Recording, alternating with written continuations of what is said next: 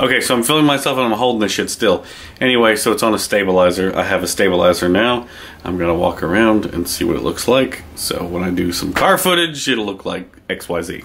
Anyway, so yeah, I'm trying to figure this out, get all this situated so that it's weighted properly. And yeah. See, it's not that jerky now. It looks like it's on a drone shot. Ooh, anyway, input slow mode now.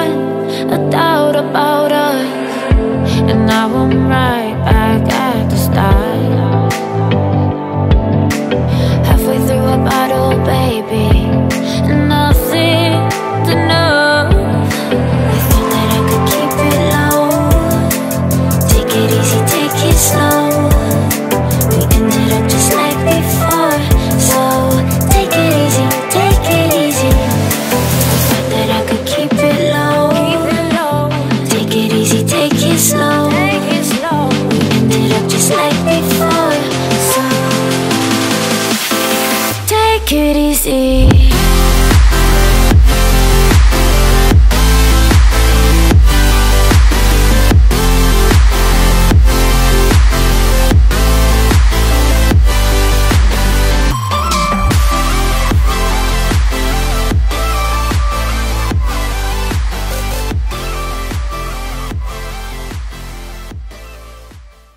Ladies and gentlemen, boys and girls, welcome back to another episode of Honda Street Garage. I'm just kind of vlogging, and I'm going to tell you why I'm just really vlogging and not really working on a car. I definitely have some stuff coming up, so stay tuned for that.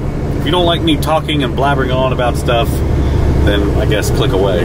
But the reason why I haven't been showing a lot of tech stuff lately is just because I, really just don't have stuff to do all the time. I don't always have the opportunity to, work on a car and show you guys something that you've never seen before. I've put transmission videos out before, and so people come to me and, get their trans worked on. It's just how it works. People see B20 VTEC swaps, so people come to me for B20 VTEC swaps. The reason why you haven't seen me do a K-Series swap or an H-Series swap boils down to one simple fact. I just flat out don't have the resources for it. Simple as that. At least I don't have the resources to do it on my personal vehicle. Don't get me wrong, I would love to absolutely do a K-Series swap on this DA Integra or any other car, but I mean, it's just, the fact is that, I wasn't born rich. So I've got to wait till I have the funds, and still, K-Series, swaps, they're just not to the point where they're that cheap. VTEC Academy, which is a great channel, go check them out, by the way, which is Ryan of Hossport's channel.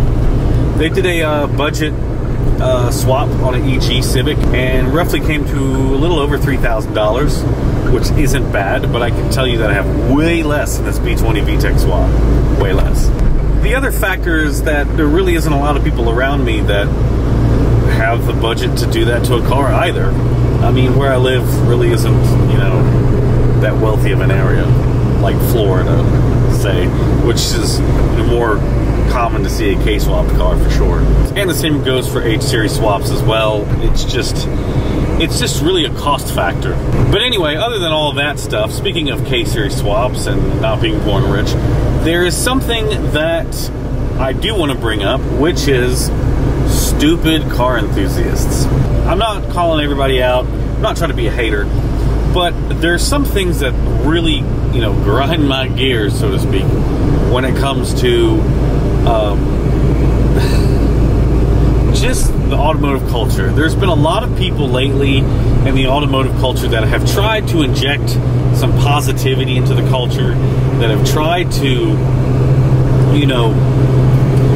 appreciate all builds, things like that. But mostly what I really want to talk about is the idea of, I guess what we're going to call the power car guy.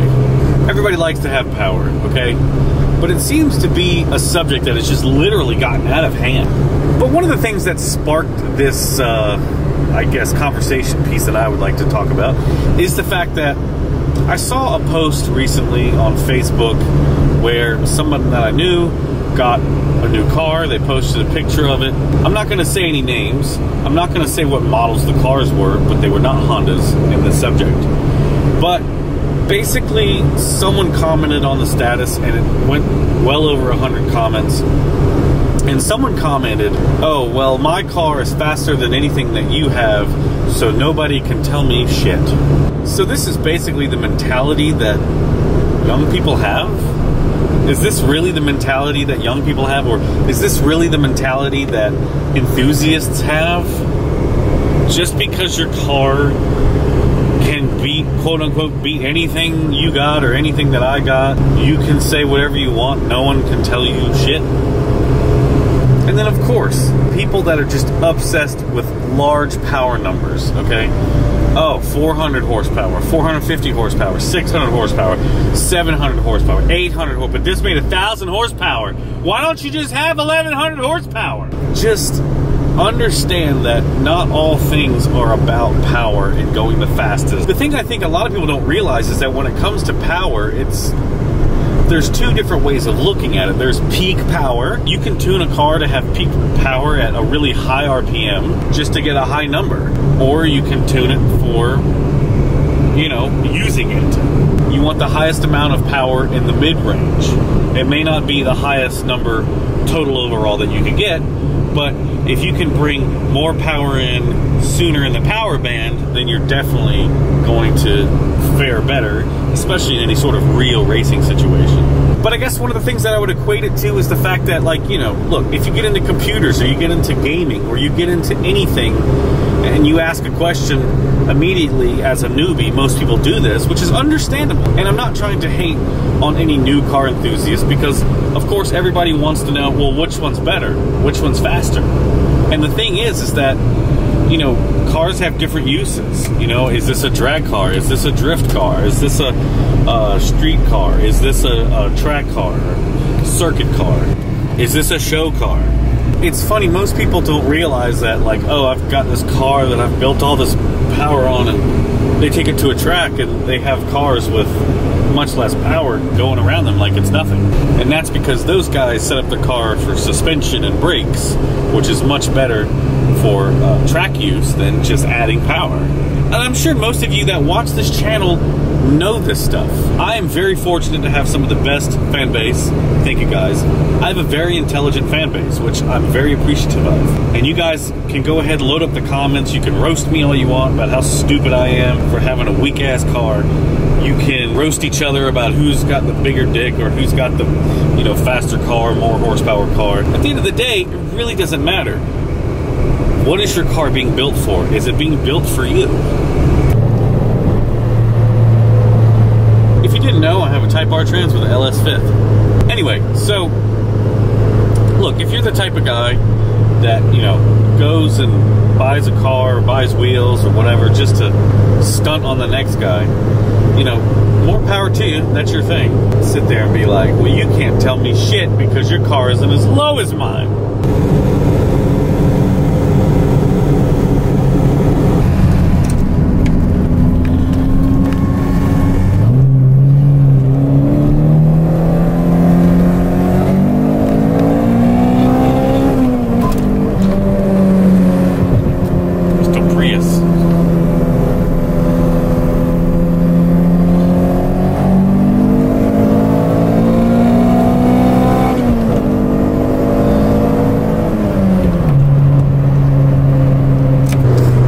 So basically, what am I saying? Not everybody knows everything, okay? And some people are new to the scene, and there's always new people coming into the scene or into cars or being a car enthusiast. And, you know, there's many different styles and, I guess, levels. And maybe before you type a asshole comment, whether it's on YouTube or Facebook or Instagram or any of that shit, you know, think twice. Like, do you really sound smart putting that stuff up there? As an example, it would be really stupid for me to be an asshole towards, let's say, another Honda YouTuber who might know more than me, who might be better at things than me.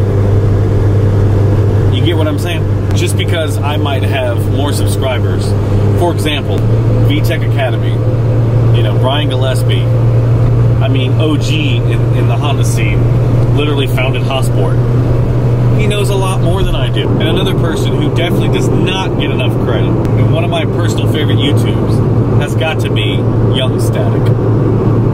Young Static only has 10,000 subscribers, but what he does on his channel is unreal. Right-hand drive conversions, wire tucks, you know, on EF chassis, wagons, K-Series. Go check his channel out. He's awesome. But just because my channel has more subscribers than his doesn't give me the right to be like, yo, you can't tell me shit. Yeah, so just remember, yeah, before you type something on Instagram, Facebook, or YouTube, just make sure you're not being a dickhead. Anyway, so once again, thank you guys so much for watching the channel. Remember to follow us on Facebook, Instagram, Snapchat, and Twitter. If you want to help support the channel, there's links in the description to like t-shirts. Thank you so much. I'll see you in the next video. Peace out.